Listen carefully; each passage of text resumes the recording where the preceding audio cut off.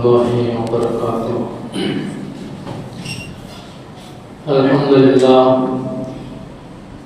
الحمد لله رب العالمين، والصلاة والسلام على رسوله خاتم النبيين وعلى آله الطيبين وأصحابه الطاهرين، أما بعد. فقد قال الله تعالى في القرآن العظيم: وأعوذ بالله من الشيطان الرجيم، بسم الله الرحمن الرحيم.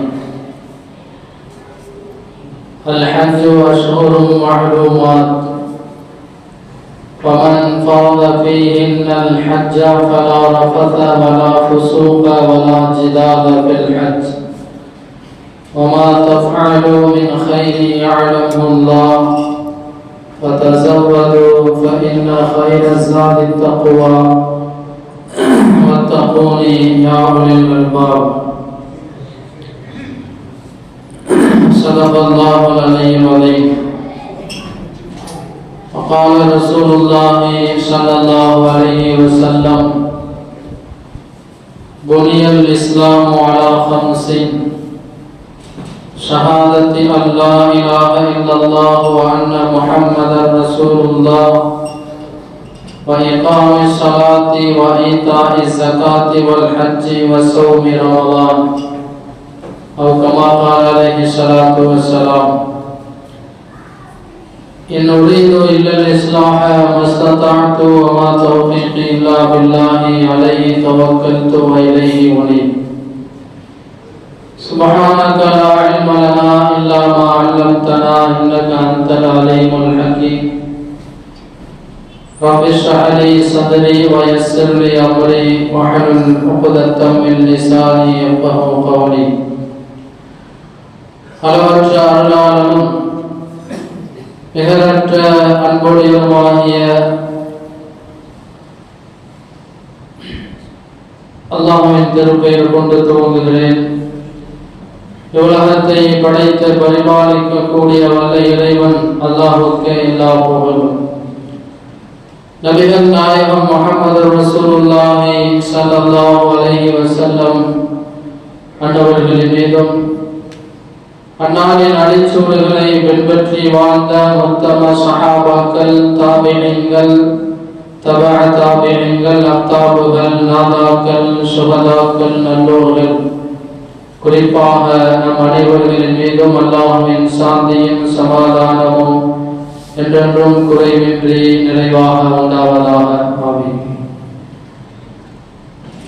அன்புக்குரிய அல்லாஹ்வின் நல்லடியார்களே, நாம் நேற்றைய தினம் ஜனநாயக கடமையான வாக்குரிமையை செலுத்திவிட்டு அமர்ந்திருக்கின்றோம். தமிழகத்தில் என்றைக்கும் இல்லாத அளவுக்கு 87% வாக்கு பதிவு நடைபெற்றுள்ளது. இந்த அளவுக்கு மக்கள் விழிப்புணர்வு பெற்றதற்கான காரணம் நம்ம எல்லாம் SIR என்ற அந்த பதிவு பயமுறுத்திருக்கிறது என்று கூட சொல்லலாம். அதனால இந்த வருஷம் என்றைக்கும் இல்லாத அளவுக்கு ஓட்டு போடுவதற்காக வேண்டிய வெளிநாடுகளில் இருந்தெல்லாம் வந்து வாக்கு செலுத்தியிருப்பதை நாம் பார்க்கிறோம்.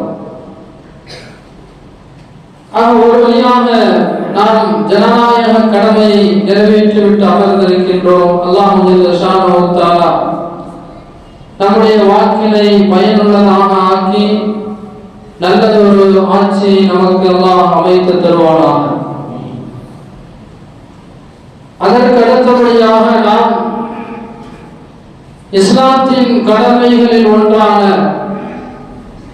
ஹஜ்ஜினுடைய கடமையை முன்னோக்கியவர்களாக இருக்கின்றோம்.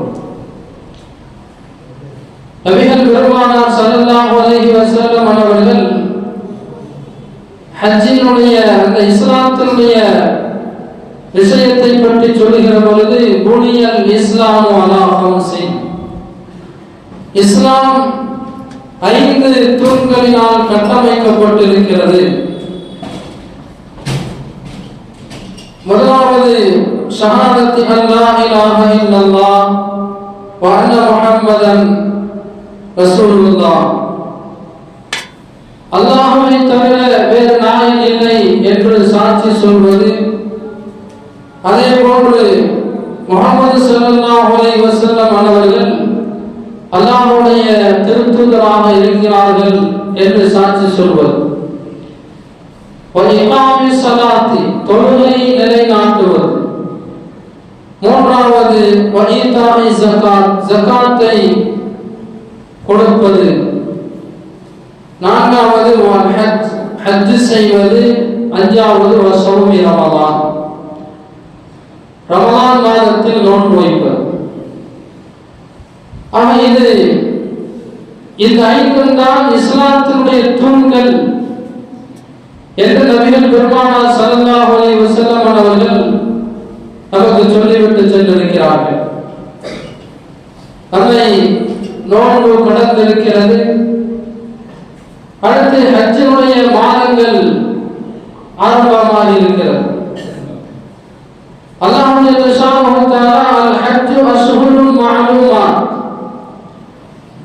ஹஜ் என்பது அறியப்பட்ட சில நாட்கள், சில மாதங்கள் என்று சொல்லிவிட்டு அல் ஹஜ்ஜு அஷ்ஹுருன் மஅலூமாத் ஃபமன் ஃபரத ஃபீஹின்னல் ஹஜ்ஜ ஃபலா ரஃபஸ வலா ஃபுஸூக வலா ஜிதால ஃபில் ஹஜ்.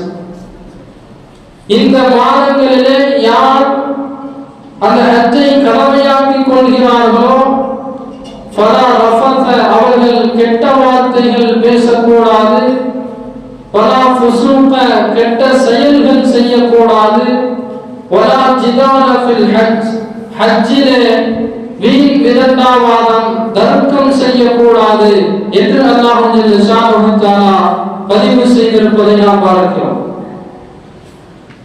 அடுத்தபடியாக வமா தஃஅலு மின் கைரின் யஅலமுல்லாஹ், நீங்கள் எந்த நன்மையை செய்தாலும் அல்லாஹ் அதை அறிவார். ஹஜ், அதிலே என்னென்ன நன்மைகள் செய்கிறீர்கள், அதற்குண்டான ஏற்பாடுகள் என்னென்னவெல்லாம் செய்கிறீர்கள் என்பதையெல்லாம் அல்லாஹ் தஆலா அறிவார். ஹஜ்ஜுக்கான ஆயத்தங்களில் மிக முக்கியமான சில ஆவணங்கள் தேவைப்படுகிறது. அது இல்லாமல் நாம் ஹஜ் செய்ய முடியாது. குறிப்பாக அந்த சவுதி கவர்மெண்டினுடைய விசா நமக்கு தேவை. விமானத்தில் பயணிப்பதற்கான அந்த டிக்கெட் தேவை, பாஸ்போர்ட் தேவை, இதெல்லாம் தேவை. இதையெல்லாம் நாம் செய்கிறோம். ஆனால் அல்லாஹ் சுப்ஹானஹு வ தஆலா இந்த ஹஜ்ஜில் மிக பிரதானமானது ஒன்று இருக்கிறது. வமா தஃஅலு மின் கைரி யஅலமுல்லாஹ் என்று சொல்லிவிட்டு ஃபதஸவது, நீங்கள் கட்டுச்சாதத்தை எடுத்துக் கொள்ளுங்கள். கட்டுச்சாதம் என்பதற்கு பல்வேறு விளக்கங்கள் சொல்லப்படுகிறது. நான் சொன்ன இதுவெல்லாம் கட்டுச்சாதங்களிலே அடங்கும். பிரயாணத்திற்கான தேவையான எல்லா வகையான பொருட்கள், பிரயாணத்திற்காக வேண்டி நாம் எடுத்து செல்கிறோமா இல்லையா, பாஸ்போர்ட், அது பிளேன் டிக்கெட், இது போன்றவைகள் எல்லாமே அடங்கும். இது எல்லாமே நாம் எடுத்து போகாமல் அங்கே நம்மை பிளைட்ல ஏற்க மாட்டார்கள். விமான நிலையத்தில் கூட நம்மை அனுமதிக்க மாட்டார்கள். ஆனால் ஃபஇன்ன கைர ஸாதி தக்வா, ஆனால் அந்த நீங்கள் எடுத்து செல்லக்கூடிய ஆவணங்களிலேயே, கட்டுச்சாதங்களிலே மிகச் சிறந்தது தக்வா, இறையச்சம் தான் என்று அல்லாஹ் சுப்ஹானஹு வ தஆலா சொல்வதை நாம் பார்க்கிறோம். பொதுவாகவே அல்லாஹ் சுப்ஹானஹு வ தஆலா வணக்கங்கள் குறித்து பேசுகிற பொழுது அந்த தக்வாவை தான் முன்வைக்கிறார். நோன்பு கடமையாக்கப்பட்டதை பற்றி சொல்கிற பொழுது யா அய்யுஹல்லதீன ஆமனூ குத்திப அலைக்குமுஸ் ஸியாமு கமா குத்திப அலல்லதீன மின் கப்லிக்கும் லஅல்லக்கும் தத்தகூன், ஈமான் கொண்டவர்களே, உங்களுக்கு நோன்பு கடமையாக்கப்பட்டிருக்கிறது, உங்களுக்கு முன்னால் உள்ளவர்கள் மீது கடமையாக்கப்பட்டதை போன்று ஏனென்றால் நீங்கள் தக்வா உடையவர்களாக ஆகுவதற்காக வேண்டி என்று அல்லாஹ் ஜல்லல்லாஹு தஆலா சொல்லுவார். இப்படி நாம் ஒவ்வொரு வணக்கத்தையும் ஆராய்ச்சி செய்கிற பொழுது அந்த தக்வாவை அல்லாஹ் தஆலா முன்னிறுத்துவார். பொதுவாக ஹஜ்ஜினுடைய செயல்கள் என்பது மிகவும் அது லேசான காரியம்தான். ஆனால் அதில் சில நேரங்களிலே நம்மை அறியாமலே சில தவறுகள் செய்து கொள்வோம். அதனால அல்லாஹ் ஜல்லல்லாஹு தஆலா முதலிலே நீங்கள் கெட்ட வார்த்தை பேசக்கூடாது, கெட்ட செயல் செய்யக்கூடாது, வீண் விதண்டாவாதம் செய்யக்கூடாது என்று ஒரு அங்கே நமக்கு வலியுறுத்தி சொல்கிறார். ஆமா, இவ்வொன்று ஹஜ்ஜினுடைய அமல்கள். ஹஜ் என்பது இஸ்லாத்துடைய தூண்களில் மிக முக்கியமான ஒரு தூண். அல்லாஹ் ஜல்லல்லாஹு தஆலா நாம் எல்லா அமல்களையுமே அல்லாஹ்வுக்காகத்தான் செய்கிறோம். ஆனால் இந்த ஹஜ்ஜை பயன்படுத்துகிற போது மட்டும் அல்லாஹ் தஆலா வலில்லாஹி ஹஜ்ஜுல் பைத்தி மன் இஸ்ததாஅ இலைஹி சபீலா, இங்கே அல்லாஹ்வுக்காக வேண்டிய அதன் பக்கம் செல்வதற்கு யார் சக்தி பெற்றிருக்கிறார்களோ அவர்களுக்கு ஹஜ் செய்யக்கூடிய கடமை இருக்கிறது என்று அல்லாஹ் ஜல்லல்லாஹு தஆலா தனக்காக வேண்டி செய்ய வேண்டும் என்பதை முற்படுத்தி சொல்கிறார். பொதுவாக எல்லா அமல்களும் அப்படித்தான், அல்லாஹ்வுக்காக வேண்டி செய்தால்தான் அது ஏற்றுக்கொள்ளப்படும். ஆனால் இந்த ஹஜ்ஜை சொல்கிற பொழுது அல்லாஹ் தஆலா அதை அப்படியே சொல்லி காட்டுகின்றார். பெருமானாரினுடைய கடுமையான எச்சரிக்கை. நபிகள் பெருமானார் ஸல்லல்லாஹு அலைஹி வஸல்லம் அவர்கள் ஹஜ் செய்யாதவர்கள் குறித்து கடுமையாக எச்சரிக்கை செய்திருக்கிறார்கள். இன்றைக்கு காலம் அப்படியே மாறி போய்விட்டது. இன்றைக்கு வசதி இல்லாதவர்கள் ஹஜ் செய்கிறார்கள், வசதி படைத்தவர்கள் ஹஜ் செய்ய யோசிக்கிறார்கள். கோடிக்கணக்கில் சொத்து இருக்கிறது, ஆனால் ஹஜ் செய்ய யோசிக்கிறார்கள். ஒன்றை ஞாபகம் வைத்துக் கொள்ளுங்கள், 10 100 தடவை உம்ரா செய்தாலும் ஒரு தடவை ஹஜ் செய்வதற்கு ஈடாக நீங்கள் கோடி கோடியாக வைத்திருக்கிறீர்கள். ஆனால் நான் வருஷம் உம்ராவுக்கு போயிருவேன், ஹஜ்ஜுக்கு மாத்திரம் போக முடியாது, ஏன்னா 40 நாள் கழிக்க வேண்டியது இருக்குது அப்படின்னு சொன்னீங்கன்னு சொன்னா அந்த 100 உம்ரா செய்திருந்தாலும் ஒரு ஹஜ்ஜுக்கு ஈடாக. ஏனென்றால் இந்த ஹஜ் என்பது மிக முக்கியமான இஸ்லாத்துடைய அமல்களில் தூண்களில் மிக முக்கியமான ஒன்று. நபிகள் பெருமானார் ஸல்லல்லாஹு அலைஹி வஸல்லம் அவர்கள் இப்படி சொல்கிறார்கள், قال من لم تحبسه حاجة ظاهرة أو مرض حابس أو سلطان جائر ولم يحج فليمت إن شاء يهوديا وإن شاء نصرانيا. நபிகள் பெருமானார் ஸல்லல்லாஹு அலைஹி வஸல்லம் அவர்கள் கடுமையான எச்சரிக்கை. வெளிரங்கமான எந்த தேவையும் அவரை தடுக்காத ஒருவர், அதே போன்று எந்த ஒரு போக முடியாமல் இருக்கும்படியான ஒரு வீட்டிலே அவரை தடுத்து வைத்துக் கொள்ளும்படியான நோய்வாய்ப்பட்டிருக்கிறார், அல்லது போக முடியாத ஒரு சூழல், கொரோனா போன்ற அல்லது இப்பொழுது இந்த போர் இடையில் நடந்ததால் அதுபோன்று போர் நடைபெறக்கூடிய ஒரு சூழல், இது போன்ற இந்த மாதிரி வெளிரங்க காரணம் இல்லாமல் வேறு காரணத்திற்காக வேண்டி யார் ஹஜ் செய்யாமல் இருக்கிறாரோ அவர் நாடினால் யஹூதியாகவோ அல்லது கிறிஸ்தவனாகவோ மூத்தாகட்டும், அதை பற்றி எனக்கு ஒன்றும் கவலை இல்லை என்று நபிகள் பெருமானார் ஸல்லல்லாஹு அலைஹி வஸல்லம் அவர்கள் சொல்கிறார்கள். அவன் இப்படி கடுமையான எச்சரிக்கை விடுத்திருக்கிறார்கள் என்று சொன்னால் ஹஜ் எவ்வளவு பெரிய முக்கியமான அமல் என்பதை நாம் சிந்திக்க கடமைப்பட்டிருக்கிறோம்.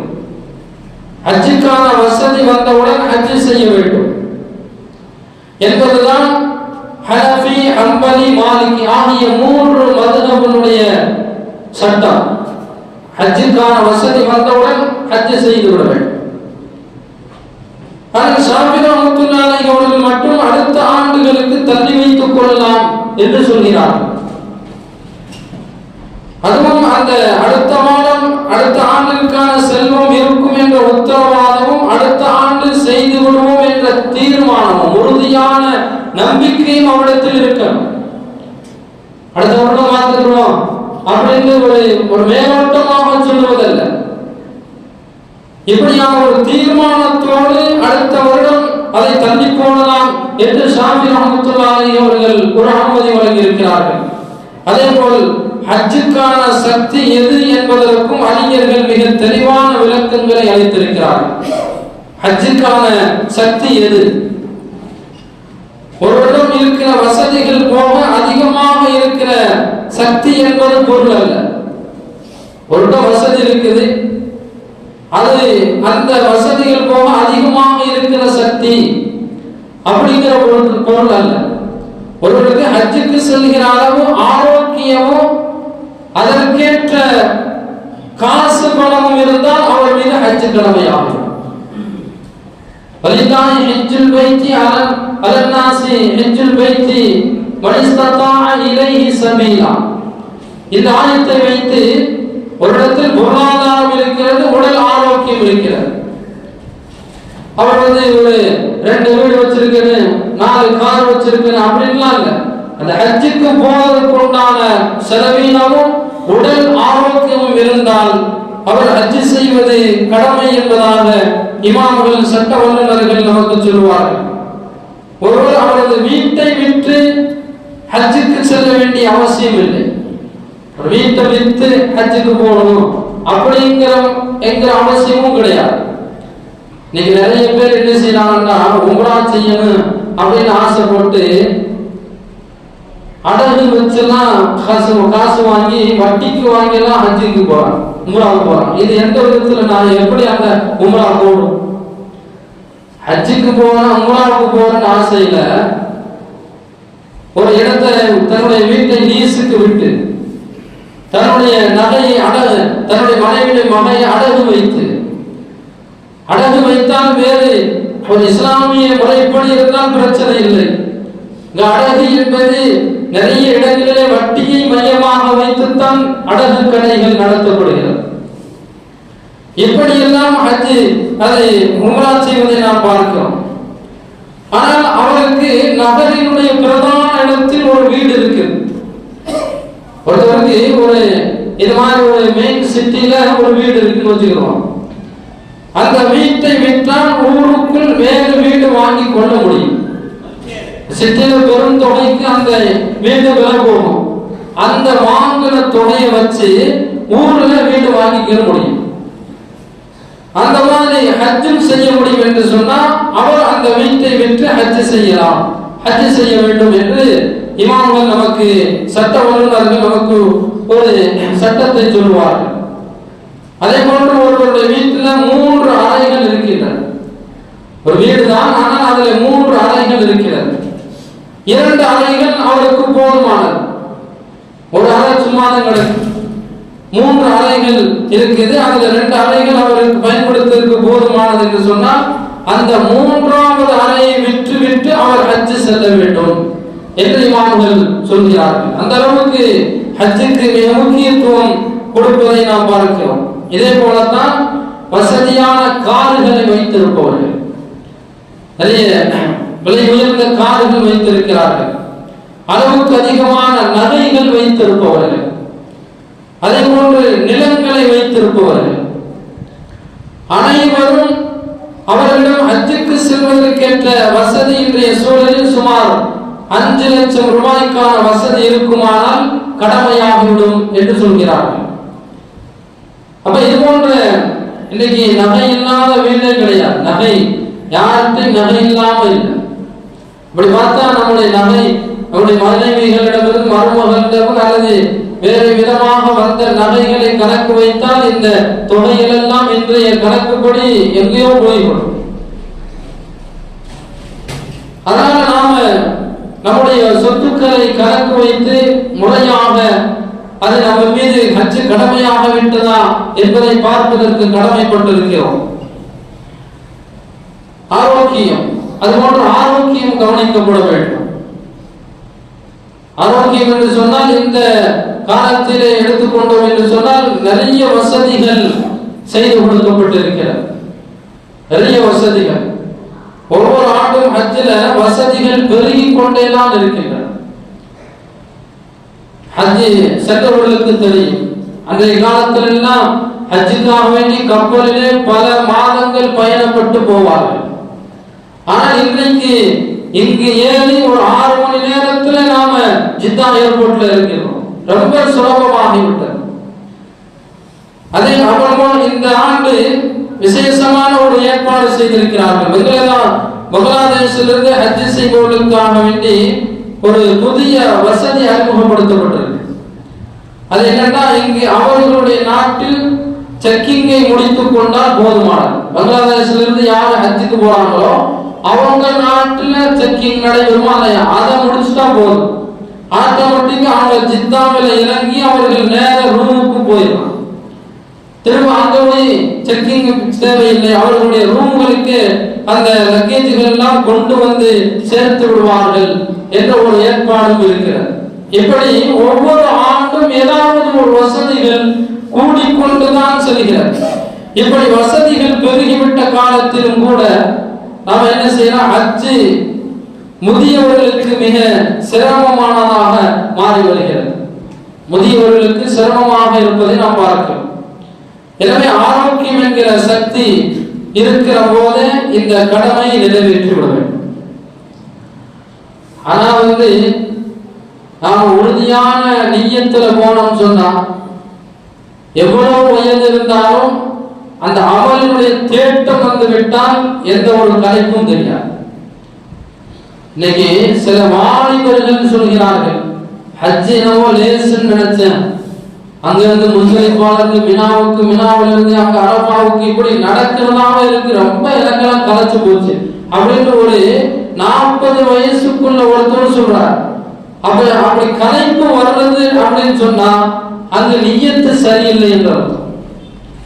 நிய்யத்து ஒழுங்காக இருந்தால், நாம் முழுக்க முழுக்க அல்லாஹ்வுக்காக வேண்டி மாத்திரம் சென்றால் அல்லாஹ் ஜல்லுஷானஹு தஆலா 80 வயது 90 வயதிலும் கூட ஒரு உடல் ஆரோக்கியத்தை வழங்கி விடுவார். இன்னைக்கு நிறைய பேர் வாலிபர்கள் கூட சொலங்கி விடுகிறார்கள்.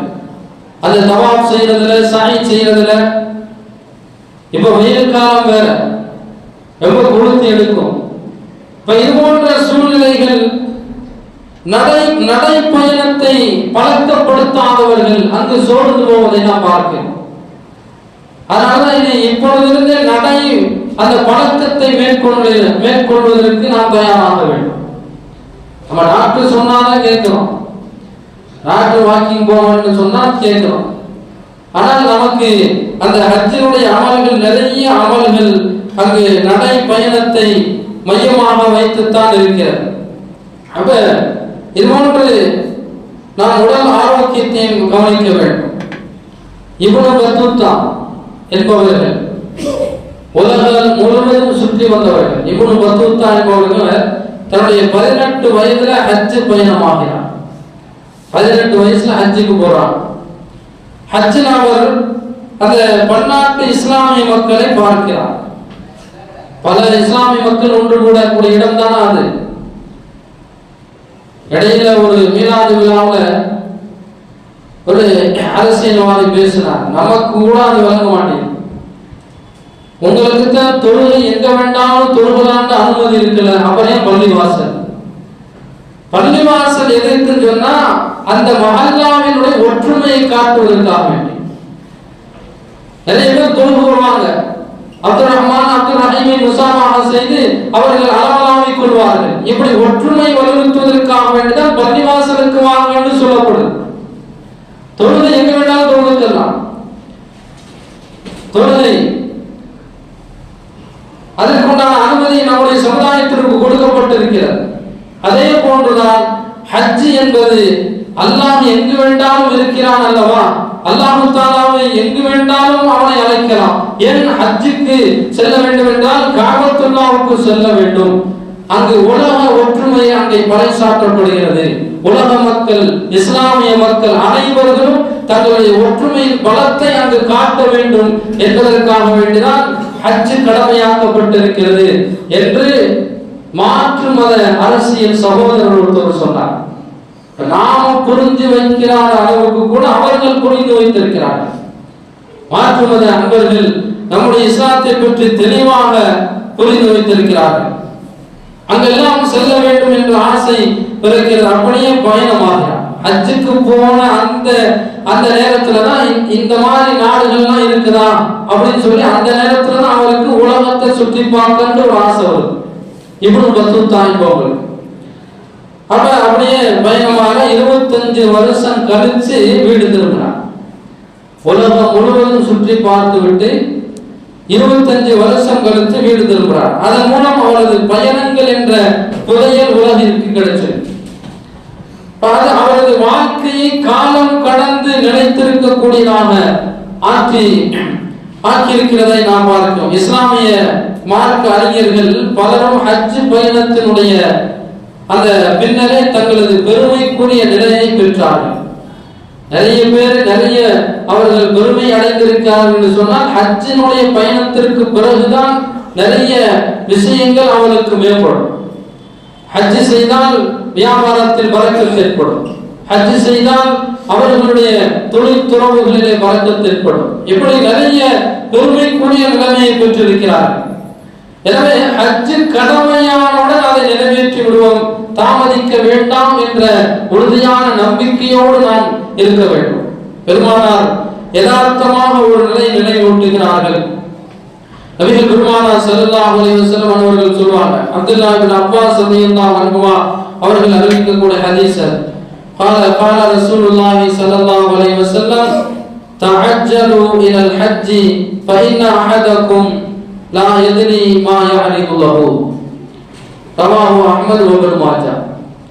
அஹ்மத் இப்னு மாஜா போன்ற ஹதீஸ் கிதாபுகளில் பதிவு செய்யப்பட்ட ஒரு செய்தி. ஹஜ்ஜுக்காக வேண்டி நீங்கள் சீக்கிரமாக சென்று விடுங்கள், சீக்கிரமாக ஹஜ் செஞ்சிருங்க. ஏனென்றால் ஃபைன் அஹதக்கும் லா யத்ரி மா யாரிதுஹு, அவருக்கு என்ன குறிக்கிடும் என்பதை அவர் அறிய மாட்டார்.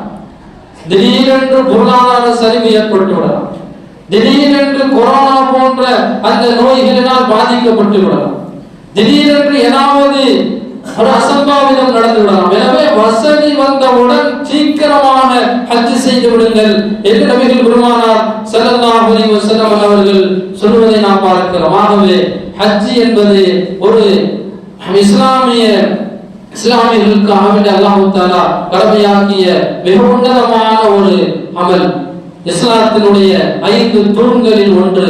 அல்லாஹ் ஜல்ல ஷானஹு தஆலா அதை பற்றி சொல்லும் பொழுது, வலில்லாஹி அலன்னாஸி ஹஜ்ஜுல் பைத்தி மன் இஸ்ததாஅ இலைஹி சபீலா, அல்லாஹ்வுக்காக வேண்டி மக்களின் மீது ஹஜ் செய்வது அதற்கு சக்தி பெற்றவர்கள் மீது கட்டாய கடமை என்பதாக அல்லாஹ் ஜல்ல ஷானஹு தஆலா சொல்கிறார். அதுபோன்று அல் ஹஜ் அஷ்ஹுரு மஅலூமாத், ஹஜ் என்பது சில குறிப்பிட்ட மாதங்களை கொண்டது. அதுதான் ஷவ்வாலுடைய மாதம், துல்கஅதா, துல்ஹஜ்ஜினுடைய முதல் 10 நாட்கள். இந்த நாட்கள் தான் ஹஜ்ஜுடைய மாதங்கள். அவை இப்பொழுது ஹாஜிகள் புறப்பட தயாராகி விட்டார்கள். இன்ஷா அல்லாஹ் தமிழகத்திலிருந்து மே 5ஆம் தேதி முதல் விமானங்கள் புறப்பட வைக்கிறது. அதில் நம்ம பகுதியிலாவது ஹஜ்ஜுக்கு செல்லக்கூடியவர்கள் இருந்தால் அனைவர்களிடமும் முசாபஹா செய்துவிட்டு செல்லுங்கள். யாரிடமும் இது அதாவது சில பேர் என்ன நினைச்சுக்கிறாங்க, ரகசியமா போயிட்டு வந்தேன் சொல்லிட்டு போனா முகஸ்துதி வந்துடும் அப்படிங்கிற மாதிரி நினைச்சுக்கிறாங்க. ஹஜ் என்பது அது நாம யாருக்காவது தொந்தரவு செய்திருக்கலாம், நாம் உறவை முடித்து வாழ்ந்திருக்கலாம், அந்த உறவை புதுப்பித்து விட்டுத்தான் ஹஜ்ஜுக்கு செல்ல வேண்டும். யாரிடமாவது நாம் கடன்கள் வாங்கி இருக்கலாம், கடனோடு அப்படியே சென்று விட்டால் நம்முடைய ஹஜ் ஏற்றுக்கொள்ளப்படுமா என்பது ஒரு சந்தேகம் தான். ஏனென்றால் நபிகள் பெருமானார் ஸல்லல்லாஹு அலைஹி வஸல்லம் அவர்கள் ஷஹீதுடைய அந்தஸ்தை குறித்து பேசுகிற பொழுது, ஷஹீதுடைய எல்லா பாவங்களும் மன்னிக்கப்பட்டு விடும் இல்லத்தை கடனை தவிர என்று நபி ஸல்லல்லாஹு அலைஹி வஸல்லம் சொல்லியிருக்கார். அப்ப கடன் என்பது மிகப்பெரிய ஒரு நம்முடைய பாவங்கள் மன்னிப்பதற்கு தடையாக இருப்பதற்கு உண்டான ஒரு அம்சம் அது. எனவே இது போன்ற சூழ்நிலைகள் எல்லாம் இருப்பதினால் நாம் யார் எதனாவது கடன் பட்டிருந்தால் கடனாளிகளிடம் சொல்லிவிட்டு செல்வது, நான் இது போன்ற பயணப்படுகிறேன், இன்ஷா அல்லாஹ் போயிட்டு வந்து திரும்ப தந்து விடுகிறேன். உறவினர்கள் யாராவது பேசாமல் இருந்தால், உங்களிடம் இதுவரை நான் பேசாமல் இருந்தேன், நான் இனிமேல் உறவை பொறுப்பித்துக் கொள்கிறேன், எனக்காக வேண்டி நான் பயணம் லேசாக்குவதற்கு லேசாக ஹஜ் செய்து விட்டு திரும்புவதற்காக வேண்டி தாங்கள் துஆ செய்யுங்கள் என்ற நல்ல ஒரு அறிமுகத்தோடு நாம் ஹஜ்ஜில் பயணம் செய்ய வேண்டும். அல்லாஹ் ஜல்ல ஷானஹு தஆலா வசதி படைத்தவர்களுக்கு உடனே ஹஜ் செய்யக்கூடிய நசீபையும் தந்தர் புரிவானாக. அதுபோன்று வசதி இல்லாதவர்களுக்கு அதற்குண்டான வசதிகளை ஏற்படுத்தி அல்லாஹ் தஆலா எல்லோருக்கும் அவனுடைய இல்லத்தை பார்க்கும் பெரும் பேற்றினை அல்லாஹ் தஆலா நம் அனைவருக்கும் தந்தர் புரிவானாக. வாஹிரு தஅவானா அல்ஹம்துலில்லாஹி ரப்பில் ஆலமீன். அஸ்ஸலாமு அலைக்கும் வரஹ்மத்துல்லாஹி வபரகாத்துஹு.